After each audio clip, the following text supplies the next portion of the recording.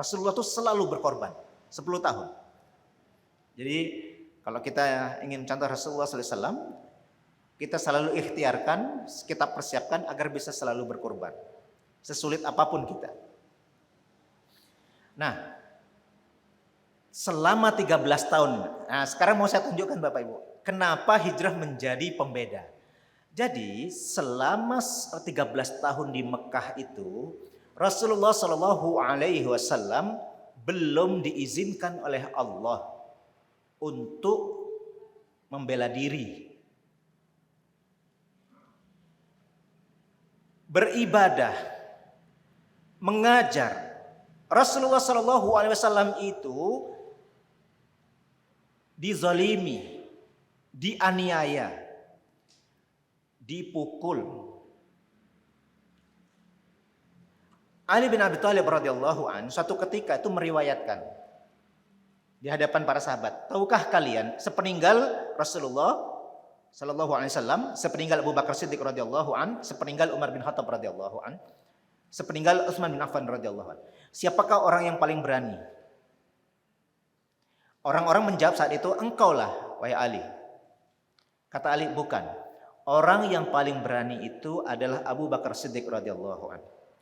Karena aku pernah menyaksikan Rasulullah Shallallahu Alaihi Wasallam suatu ketika tawaf, ya, tawaf di Ka'bah.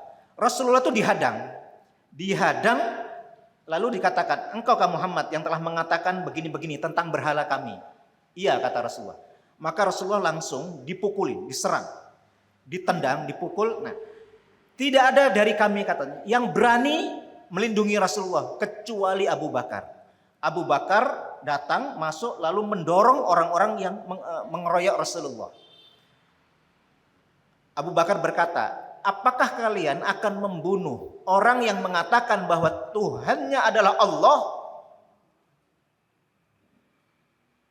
Melihat Abu Bakar berkata seperti itu, orang-orang pindah, tidak menghajar Rasulullah, tetapi mengeroyok Abu Bakar. Sampai Abu Bakar itu hampir mati. Tapi ini Bapak Ibu menjadi resepnya. Orang-orang mengingatkan, kalau sampai dia mati, maka kalian tidak akan aman dari Bani Taim, kabilahnya Abu Bakar. Lagi pula, ngapunten sangat, banyak orang-orang di antara orang-orang itu yang berhutang budi kepada Abu Bakar Siddiq radhiyallahu anhu. Abu Bakar ini orangnya suka memberi, dermawan. Hampir semua orang di Mekah, hampir kebanyakan orang di Mekah itu punya hutang budi kepada Abu Bakar.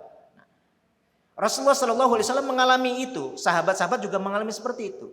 Bahkan yang paling berat diantaranya adalah keluarga Ammar bin Yasir. Ammar bin Yasir, bapak, Sumayyah, ibu, Ammar anak. Satu keluarga disiksa sampai Yasir sama Sumayyah meninggal di tempat. Disiksa. 13 tahun, ini Bapak Ibu. Selama 13 tahun di Mekah itu, Rasulullah Shallallahu Alaihi Wasallam menghindarkan para sahabat dari penganiayaan, disuruh hijrah, menghindar keluar dari Mekah. 2 kali ke Afrika, ke Habasyah. Nah, baru yang terakhir akhirnya ini Bapak Ibu di bulan Safar. Walamma ittikhadul qarar al-ghashim biqatl Nabi sallallahu alaihi wasallam nazala ila Jibril. Ya. Di baris pertama. Sampai di tahun ini para elit Quraisy itu berkumpul. Sepakat tidak ada jalan lain kecuali membunuh Muhammad. Ketika mereka telah bersepakat, di pagi harinya, ini hari Senin, Jibril alaihissalam turun menemui Rasulullah sallallahu alaihi wasallam, menyampaikan bahwa Rasulullah sallallahu alaihi wasallam telah diperintahkan. Lalu waqtal hijrah qailan, Jibril mengatakan waktu hijrahnya adalah la tabid hadhil lailah ala firashikal ladzi kunta tabid alaih. Jangan sampai nanti lewat malam kamu jangan lagi bermalam lagi di tempat biasanya kamu tidur. Sudah. Artinya waktu berangkatnya tengah hari, tengah malam. Ini peristiwa hijrahnya Sekarang saya sampaikan perbedaannya Bapak Ibu. Selama di Mekah ya, karena waktunya saya ngapunten, Bapak Ibu sudah melihat jam ke atas ya. Nah, sudah pada melihat ke sana, saya jadi bingung. Ini perbedaannya Bapak Ibu. Selama di Mekah, Rasulullah SAW itu dan para sahabat dan kaum muslimin semuanya memang diuji oleh Allah untuk kesabarannya, ketabahannya. Itu luar biasa. Di antara para sahabat itu ada yang dicambuk sampai mati. Itulah Yasir tadi. Sumayyah itu ditusuk dari depan sampai tembus. Saya tidak menyebutkan karena sangat keji yang mereka lakukan kepada Sumayyah. Bilal, Khabbab itu disiksa, besi panas itu ditaruh di atas punggungnya lalu ditarik begini. Sehingga membekas, besi itu seperti tenggelam di kulit itu. Dan ada yang ditindih dengan batu seharian penuh, dari pagi sampai petang, seperti Bilal. Tetapi setelah hijrah Bapak Ibu, setelah hijrah. Dalam surat Al-Hajj, ini yang pertama.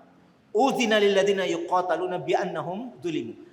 Diizinkan bagi orang-orang yang telah diperangi itu untuk membela diri karena sesungguhnya mereka telah dizalimi. Diizinkan Bapak Ibu untuk membela diri. Nah, sekarang perhatikan. Buah dari 13 tahun belajar bersabar. Setelah hijrah diizinkan untuk membela diri. Lihat ujiannya Bapak Ibu. Perang dalam rentang kurang lebih 10 tahun. Ini mulai diingatkan saya. Sedikit yang saya tambahkan. Perang dalam kurun 10 tahun itu, jangan catat ya. Kalau kita melihat dalam kitab sirah ini, itu sejatinya tidak kurang dari 80 kali Bapak Ibu. 80 kali perang. Jadi perangnya bukan hanya Badar, Uhud, apalagi Hondak, apalagi Tabuk. Bukan hanya 4 itu yang besar. Sebelum perang Badar yang pertama, yang besar itu, yang terjadi di bulan Ramadan, Badar Kubra, sebelum itu telah terjadi 8 pertempuran. Jadi totalnya setiap tahun kira-kira 8 kali. Kalau dibuat rata-rata. Saya kasih yang besar-besar saja Bapak Ibu. Oke, lihat perubahan kaum muslimin, lihat ini. Perang Badar pertama, itu sekitar 300 orang melawan 1000. 1 banding berapa Bapak Ibu? 1 banding 3 sedikit. Tetapi Allah Subhanahu wa taala memberikan kemenangan. 1 banding 3 lagi Bapak Ibu, catat. Perang Uhud itu awalnya 1000 orang munafik, 300 orang mundur di tengah jalan, ditinggalkan itu. Karena mendengar pasukan orang musyrik ada berapa? 3000. Berarti 700 lawan 3000. 1 banding berapa Bapak Ibu? Lihat. Kita juga menang. Uhud itu kita menang. Nanti ceritanya panjang kalau kita melihat ini. Perang Khandaq Bapak Ibu. Perang Khandaq. Perang Ahzab atau perang Khandaq. Penduduk Madinah totalnya itu sekitar 3000-an. Tetapi yang mengepung hampir kurang lebih 1 bulan itu jumlahnya 10.000. 10.000 melawan 3.000.